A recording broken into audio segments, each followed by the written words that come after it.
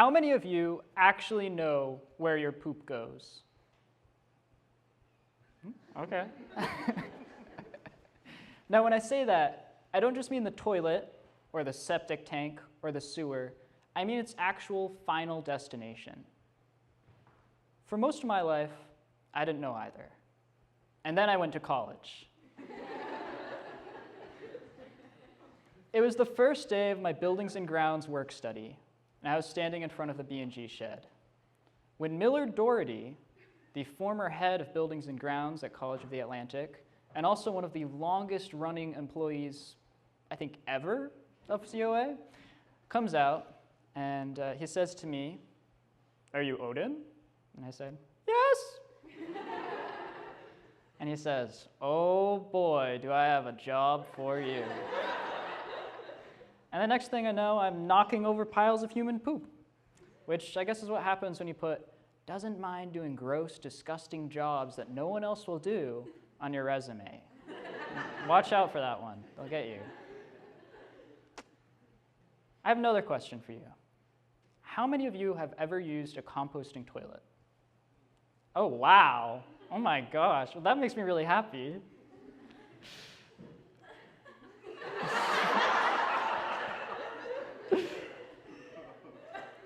That's not true for everyone. You're very lucky. Most of my life, I really hadn't used composting toilets at all. Maybe just a handful of times. And the ones I had used were pretty simple, just like holes in the ground that you throw some wood shavings down. You don't really think about like what's happening. And there's the fancy ones at the Bronx Zoo with the foam, so it makes you feel like something's happening when you flush, because there's got to be a flush. Well, I was surprised when I came to COA and found out that there was not just one, but 8 separate composting toilet units. They look like that. Quite nice, right? I find them very attractive. There's a lot of varieties of composting toilets out there. This is just one small selection. What makes these units so special, I think to me especially, is how little water they really use. And that was the main reason they were installed. So back in 2008, there was a student-led initiative that was largely concerned with the failing freshwater systems all over the world. The world is running out of fresh water. Water conservation is a huge issue, and it's only getting worse. So back in 2008, people thought, solution, composting toilets. And it's great. It saves like 11,000 gallons of water, give or take, a year per composting toilet unit. And these are a little bit more complex than just a simple hole in the ground. So, I mean, it's still a hole in the ground, but what makes them so special is they have 3 tiers. The first tier is where everything falls down, and there's a second tier where the decomposition actually happens, and then the third tier where it gets compressed down, and then eventually I come and shovel it out.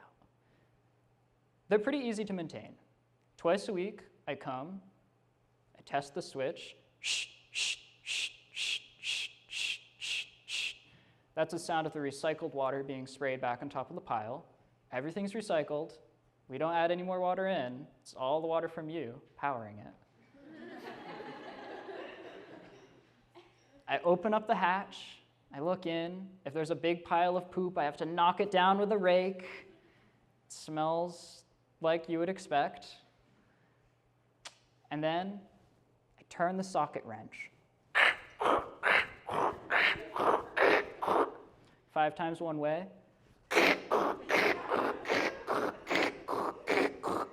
5 times the other.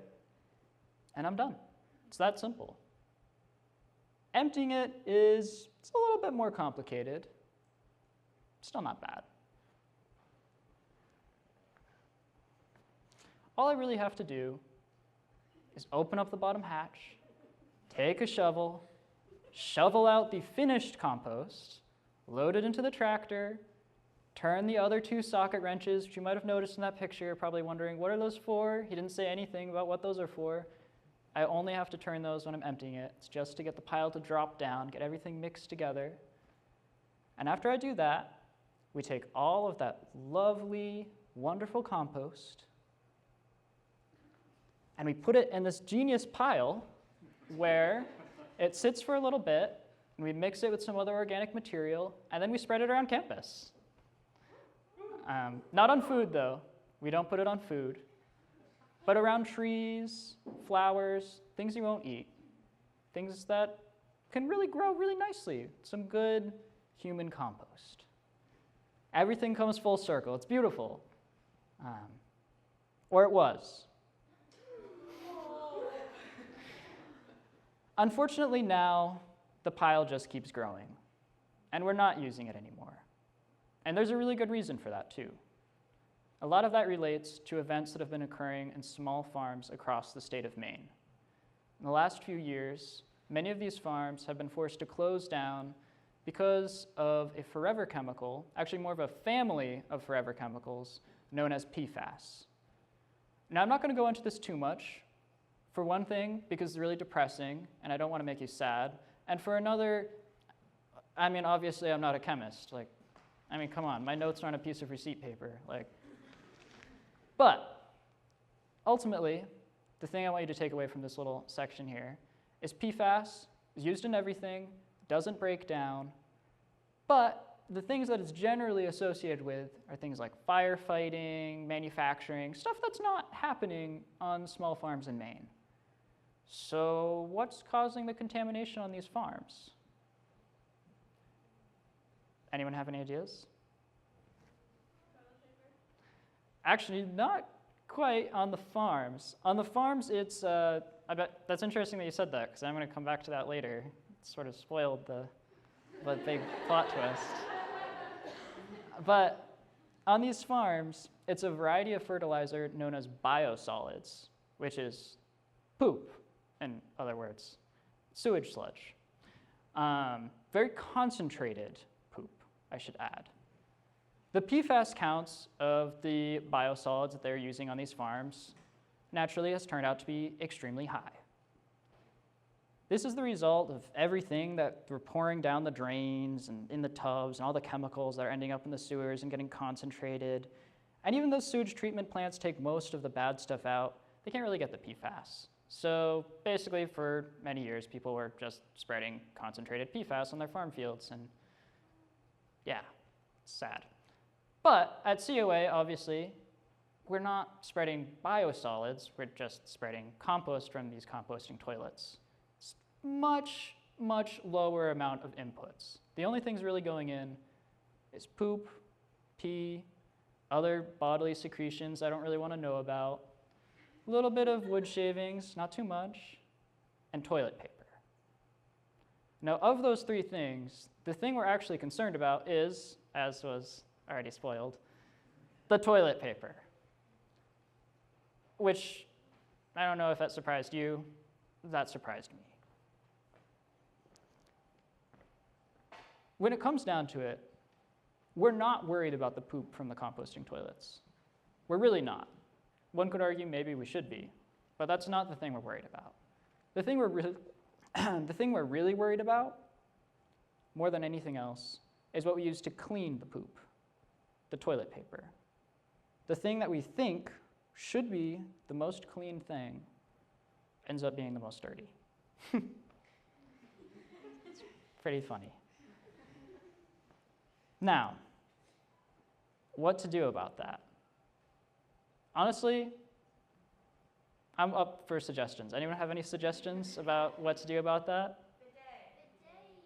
Well, but then we're using water. Reusable toilet paper, that's an interesting idea. Toilet paper in the trash. Okay, that could be going somewhere, but then we're just putting more stuff in the landfill. Oh, God. Yeah, you should try that.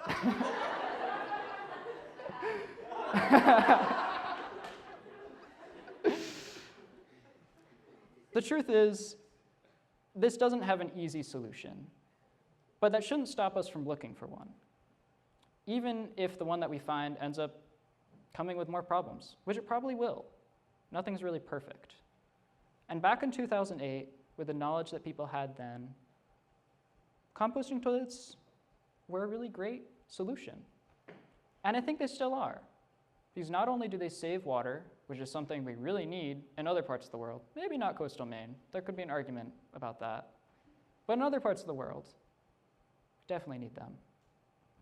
And with composting toilets, you get to know where your poop goes, which is really cool. How often do you get to know exactly where your poop is going? I love it. Maybe, eventually, we will be able to use the compost again. And if not, well, shit happens. Thank you.